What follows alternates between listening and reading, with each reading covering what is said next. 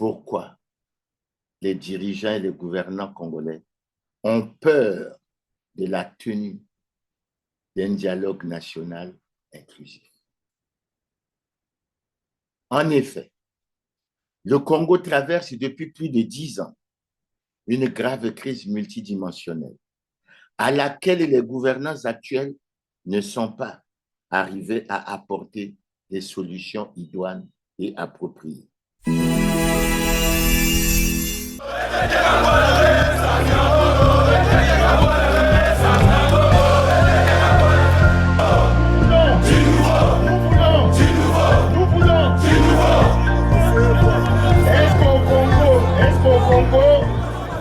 En dehors du président Sassou, il n'y a pas un autre Congolais qui peut être président de la République.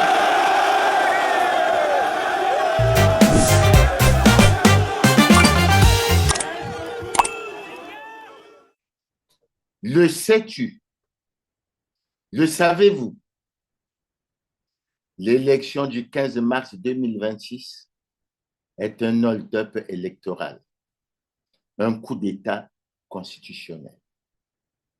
Dans ce cadre, nous voulons examiner aujourd'hui pourquoi les dirigeants et les gouvernants congolais ont peur de la tenue d'un dialogue national inclusif.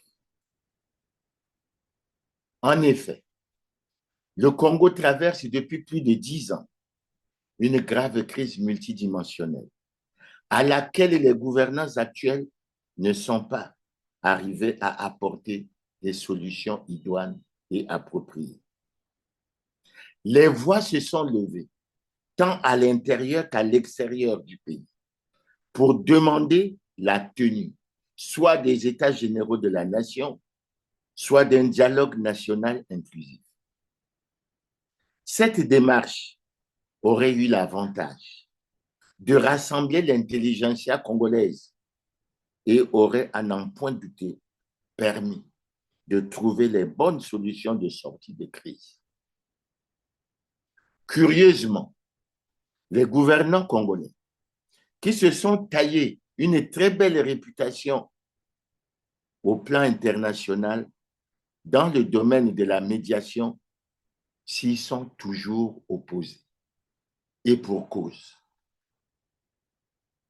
Ils ont plutôt choisi, dans un domaine bien précis, celui de la gouvernance électorale, d'organiser les concertations politiques depuis 2009, concertations pour lesquelles les recommandations n'ont jamais été mises en application.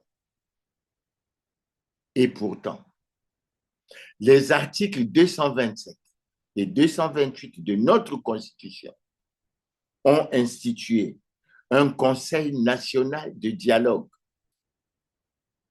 organe de concertation, d'apaisement et de recherche de consensus entre les forces vives de la nation.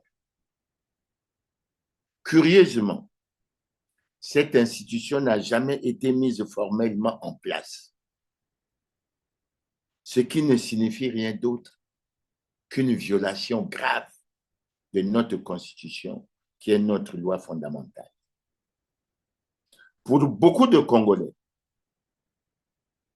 l'on devrait, 1, aller à la décrispation du climat politique en prenant des mesures à l'endroit des prisonniers politiques. Et sur ce point, nous voulons être clairs en disant, en libérant les prisonniers politiques et en favorisant le retour au pays de tous les exilés politiques qui se trouvent hors du pays. 2, tenir une réunion du Conseil national du dialogue pour dégager des perspectives d'avenir pour notre beau pays qui ne fait que s'enfoncer chaque jour davantage dans le chaos et dans la ruine. C'est pour ça qu'une nouvelle fois, nous clamons haut et fort que l'élection présidentielle du 15 mars 2026, excusez-moi, n'est rien d'autre qu'un hold-up électoral, un coup d'État constitutionnel. Fait à Brazzaville le 11 mars 2026, Clément Miaraza.